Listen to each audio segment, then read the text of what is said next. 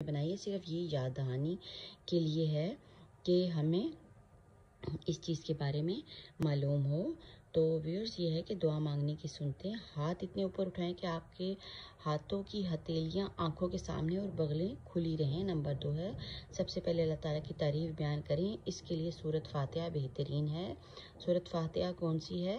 ٹھیک ہے، سورۃ فتح نہیں ہے، یہ سورۃ فاتحہ میں نے لکھا ہے۔ الحمدللہ رب العالمین قرآن شریف کی پہلی سورت ہے، یہ آپ نے پڑھنی ہے۔ اس کے بعد رسول اکرم صلی اللہ علیہ وسلم پر درود بھیجنا ہے اور کوشش کرنی ہے کہ رو رو کے دعائیں مانگیں۔ اگر رونا نہ آئے تو کم از کم رونے جیسی صورت ہی بنا لیں۔